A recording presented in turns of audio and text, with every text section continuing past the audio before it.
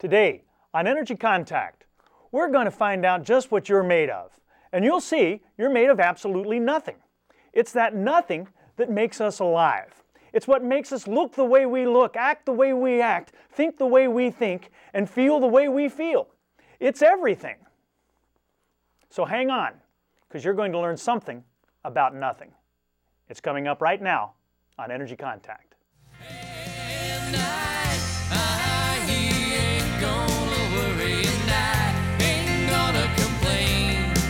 I'm gonna drive away all these doubts I've been keeping and I'll keep my mind on better things. He ain't gonna worry and I ain't gonna complain. I'm gonna drive away all these doubts I've been keeping and I'll keep my mind on better things. Just keep my mind on better things.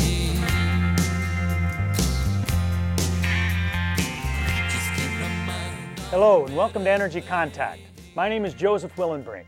Thank you for joining me today, and thank you to the production staff in the studio for helping me get my message out to you. Energy Contact is a series that I'm presenting as a public service. It's about attaining perfect health, growth, happiness, self-improvement, and realizing your full potential. It's designed to present you a new way of seeing yourself and a new way of seeing the world around you. We're talking about things that have to do with making an energetic contact with yourself internally and with your environment. We are talking about things that have to do with the non-difference between the body, the mind, the spirit, the emotion, the intellect, the ego. We're seeing that there's no difference between mass and energy either. There is something about us that loves to take these things apart. We love to separate them, categorize them, take out a little chunk and put it under the microscope. But what we're seeing is all that health and self-improvement and happiness we're talking about take place when we do just the opposite. When we put things together, when we make an energetic contact between the physical world and the unseen one. We're presenting a brand new paradigm on this show, a brand new paradigm that is thousands of years old. We're presenting extraordinary topics for ordinary people. And let's move right ahead with that. Let's bring up our first slide. Everyone please know that I am not a doctor, and I don't want to be one. This show is not at all a medical advice show. It's not even close. I might call myself an energy healer or a chakra healer, all sorts of things. So might you if you come to me. But it's important to know that state, federal, and local governments absolutely do not. There's important information on this slide. I'll ask you, if you will, to read it with your full attention and your full awareness. And when you've got it down, if you will, I'll ask you another thing. Please locate a pencil and paper. Here's why. At the end of this show, we're going to run some credits. And on those credits, there's going to be contact information for me. I invite and encourage you to contact me. I hope you do. But in order to contact me, you're going to need to get that contact information. And in order to get that, you're going to need to have your pencil and paper. There will be plenty of time to jot that information down if your pencil and paper are ready. All right, let's come back up here. Today is show number 2. It's the second episode of Energy Contact. If you missed last show, if you missed the first one, it's okay, because we're going to do a lot of reviewing.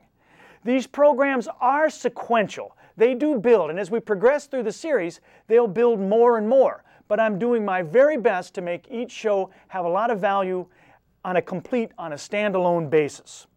So you won't need to join me every time. However, if you can tune in from time to time, you'll get enough of a thread of continuity where I think you'll get a lot of value out of the information we present to you.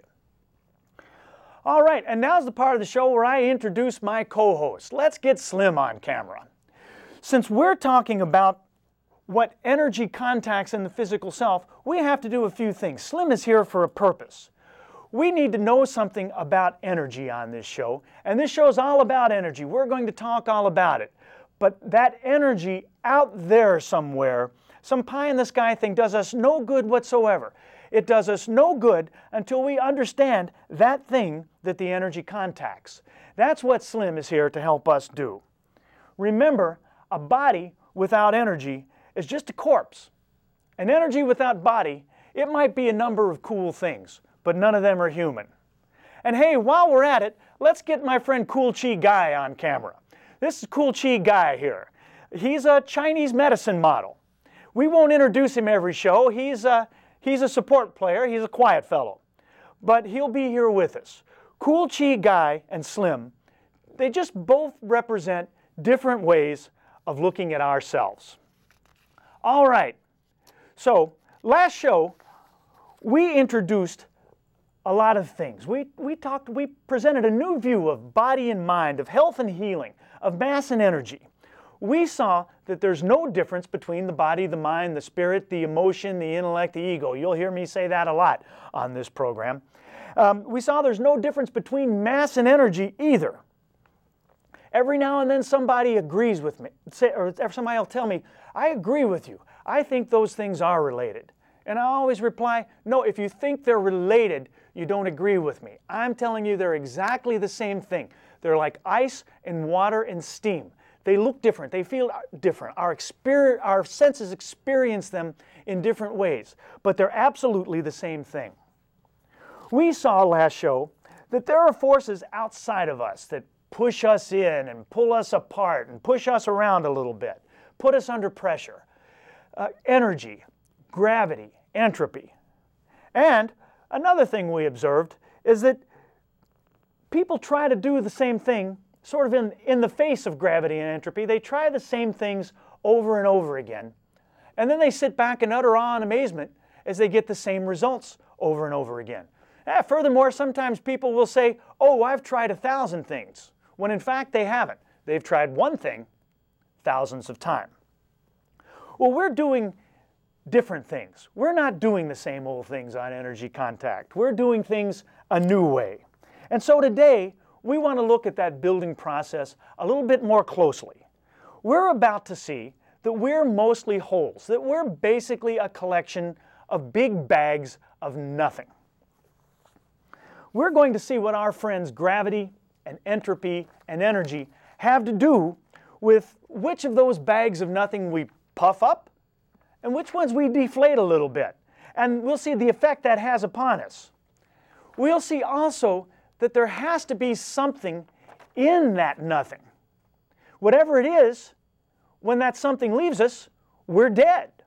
So we're developing an understanding that we built ourselves, and now we're starting to see what we built ourselves with. And sooner or later, we'll understand how we built ourselves. And when we understand that, that's when we'll be able to rebuild. We'll be able to rebuild ourselves, this time to the way we want to be, to our own specifications. As we get a more and more complete picture of all this, we'll start to get a clearer understanding about who we are and what we are. And today, we're going to at least map out the pathway. Also, since today is just the second show, we're still explaining a little bit what you can expect on the series. We're still setting up the foundations of the show, so I'm telling you a lot of stories, a lot of parables and things. And so today there might be a lot of oversimplifications, some loose ends. I want to build up your curiosity, but I want you to come back. And besides, if I told you everything, you wouldn't have a reason to. So today, it's still an overview. And over the next 100-some-odd shows, the things that we don't explain today, we'll have plenty of time to explain them in very deep detail. If, until then, something's on your mind and you don't want to wait for show number 79 to get the answer, well, get your pencil and paper out and contact me. I'll be delighted to hear from you, and I'll be delighted to answer you back. So, new things. We're doing new things on this series, and we're doing some new things today on this series. But we're also going to revisit some things from the last show. We'll do a lot of revisiting, repeating, and reviewing on Energy Contact today and all through the series for lots of reasons. Among them, one is we want to help the people who miss a few shows, and two, just because important messages bear repeating, don't you think? And remember, you just might find that you don't agree with everything I have to tell you. Well, good. That just means that you can think for yourself. I'm asking you to open up your mind just a little bit and consider what I'm telling you. Open your mind up just a little bit, but not so much that your brain falls out. Then you can make your own conclusions. All right, so plenty to do today. But now, everybody relax for a second. Take a big breath, because we have reached the point of our show where we get to visualize. We're going to take our virtual field trip, a journey, if you will, in our mind's eye. We mystics and alternative energy types, we just love to visualize. And so we're going to do that now, and we'll do that about this point of every show to see if there's some lesson, something that we can grasp, some analogy we can make that we can incorporate into our understanding of things. Today for our virtual field trip, we're not going to go very far. We're coming over to your place, and we're going to do a little construction project there. More accurately, we're going to do a little deconstruction there. We're going to convert your house into something else, an atom. Just one big, huge atom. So let's get started. Here's how we're going to do it. First, just visualize in your house there that there's a little pea or a little bean, you know, like the dried beans you get in the bags at the store, the ones you have to soak overnight. Just imagine there's one floating in the middle of your house somewhere in suspended animation. If you live in an apartment building, you can imagine it just floating somewhere in the middle of the whole building.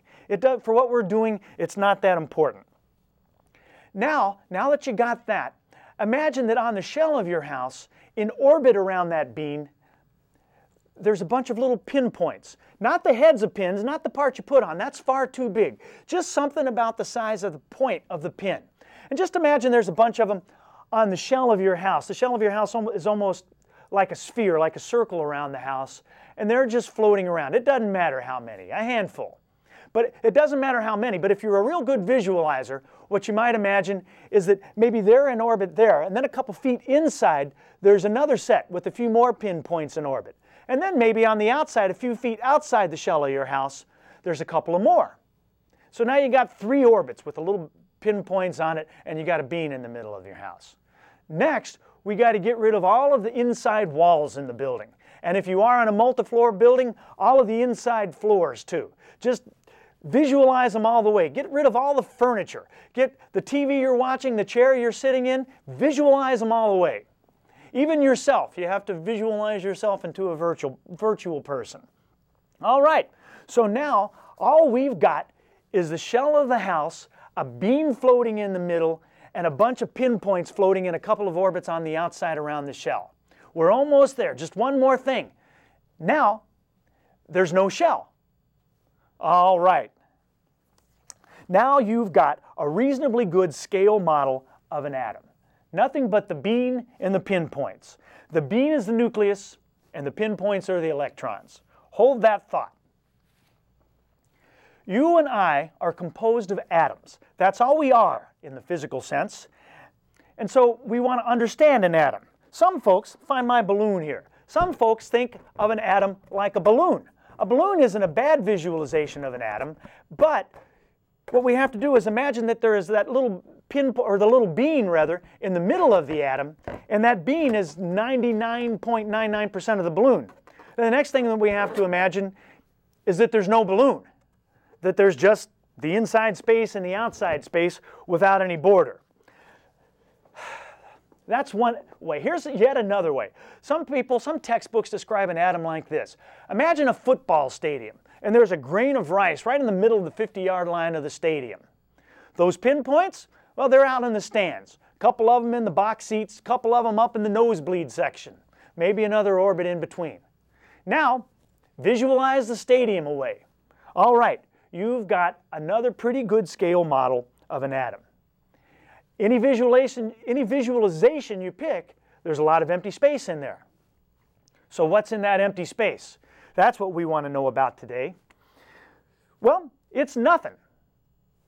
So you might be thinking, oh, I get it, nothing, like air or something.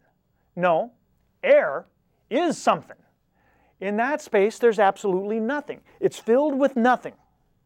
One of the things they tell first-year physics students, high school physics students sometime, is that if you could take all the nothing out of the Statue of Liberty, she would cook down and fit into a teaspoon. So, you and I, everybody you know and everybody that I know, would certainly fit into a teaspoon. Hey, and what's that teaspoon made of? Nothing.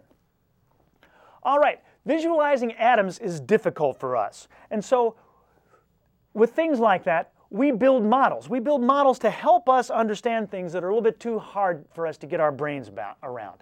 Let's bring up a slide.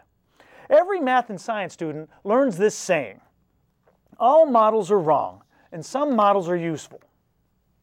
All of my stories, the house, the balloon, the football stadiums, they're all just ways of visualizing something abstract. The fact is that an atom isn't much like any of those things at all. But as long as it helps us, that's the way we'll build the model for us to understand it. Let's come back up here. So, research science, they use models. They build models to make hypotheses, and then they use them to test the hypotheses. We're going to use a lot of models on energy contact too. We want to understand atoms. Remember that you and I, in the physics sense, are composed of atoms. That's all we are. So we want to do everything we can to give us a functional picture of what these atoms are. Because if we can understand the atoms, and that's what we're made up of, then we ought to be able to understand ourselves, right? Okay, let's look at another picture of an atom. Let's bring up our next slide. Here's another model of an atom, and I have it off center for a reason, as you'll see in just a second. This is a very inaccurate model too, so you science students, please bear with me. See that little dot in the middle there? That's the bean in your house, the grain of rice on the 50-yard line of our stadium. Those smaller dots on the circles, those are the pinpoints. Those circles, by the way, they don't exist. They're just there to show the paths, to show the orbits that the dots travel on. All right, let's add a little perspective to our picture. Let's bring up our next slide, and you'll see something else enters the picture. Do you recognize what our new object is there? It's another model. This is a model of the solar system. That's the sun in the middle there. They look pretty much the same, don't they? Except for the small fact that one is infinitesimally small and the other one is infinitely huge. They're built on the same, here's that word again, model. Those lines around the sun don't exist either, those circles there.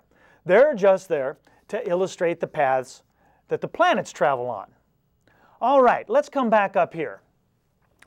All those electrons on one side of that picture and all those planets on the other side, they just know their place, don't they? They don't need anybody to tell them what to do. Somehow, some way, they know, in the case of the planets, those planets know how not to spiral into the sun.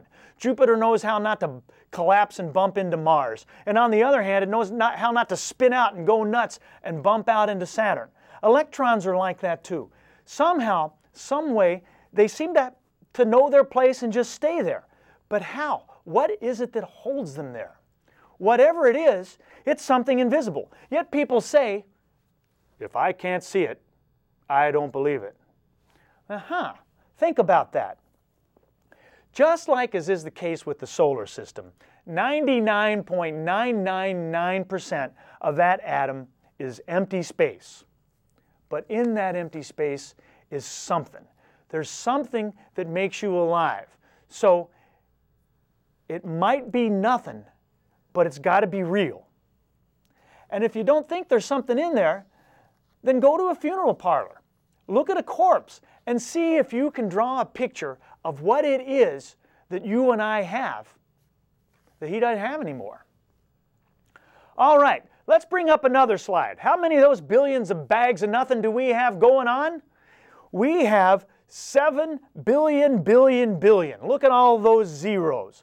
Give or take a billion or two, that's how many we have. You can also say 7,000 trillion. Slice it up any way you like. So how we look, think, act, and feel is just a function of how we inflate, deflate, armor, expose, thicken, embrittle, collapse, all of those billions and billions of bags of nothing. And, by the way, remember, there's no bag. Let's come back up here. It's just like my balloon down here. Got to go find my balloon.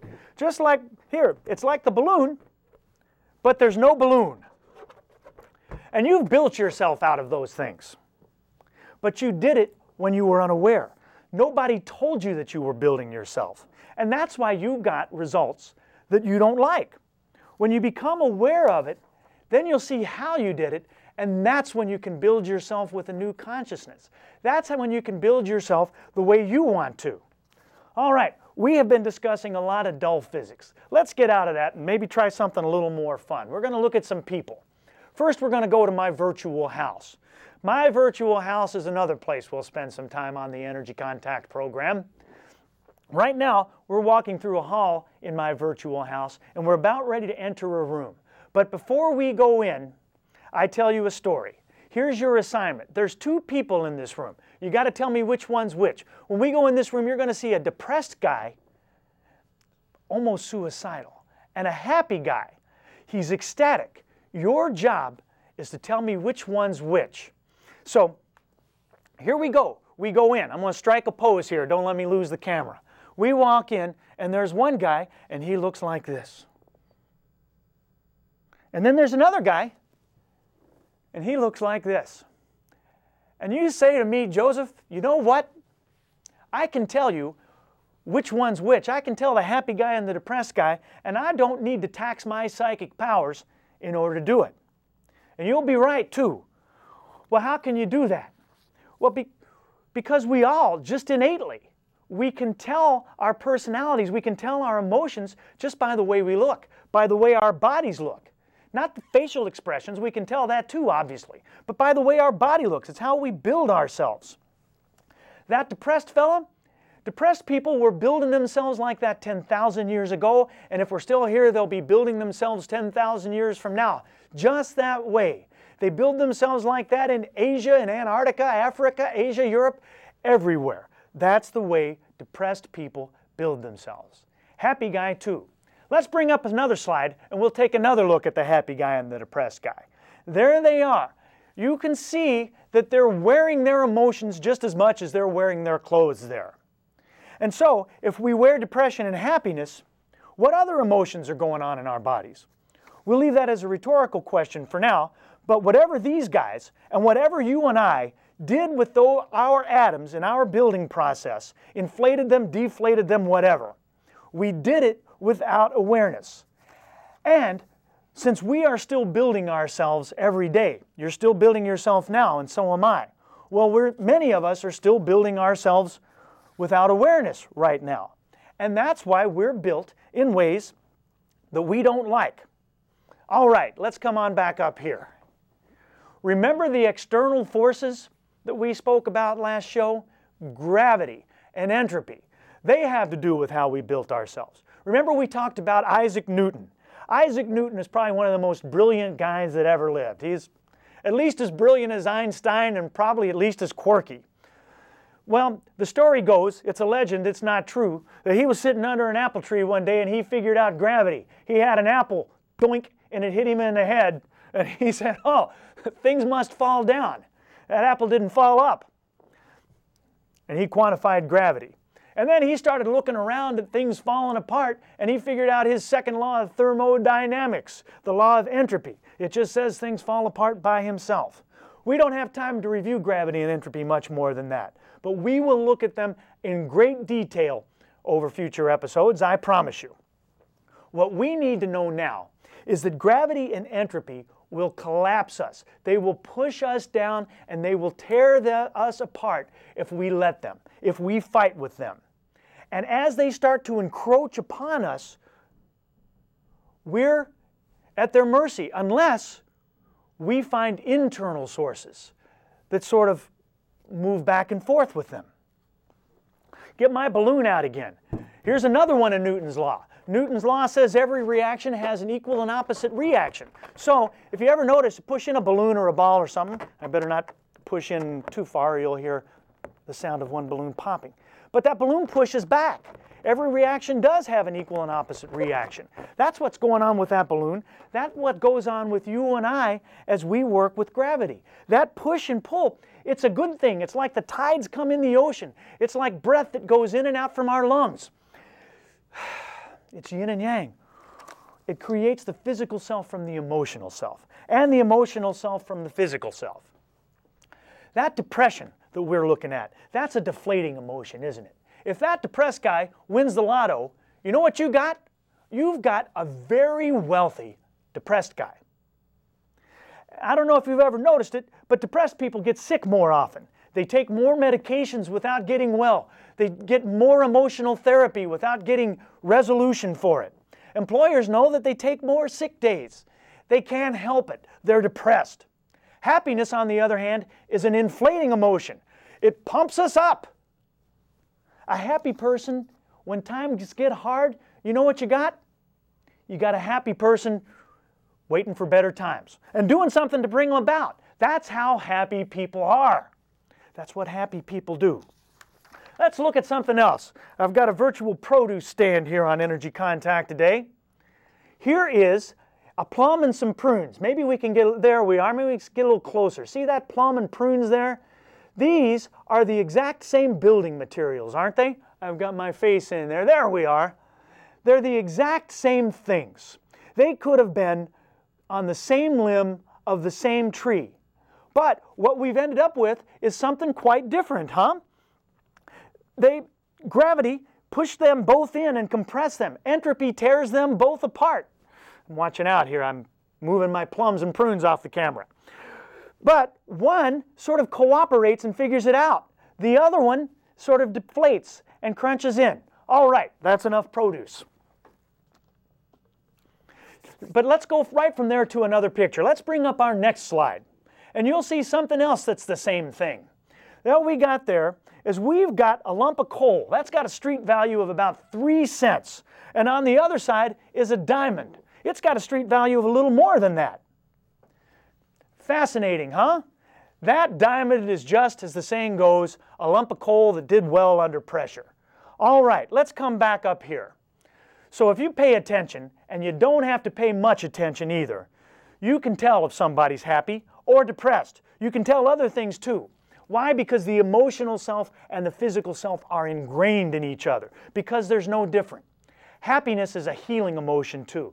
If you ever hear those news stories about those spontaneous healings, it's never a depressed guy. Well, Oprah, I don't know. Things seem to get better. No, doesn't happen like that. You won't see that show. So, if happiness and depression build us in those dramatically different ways, what else builds us in what other ways? Certainly there are other things. We saw that happiness is an inflating emotion. So are anger. So is pride. They're not healing things.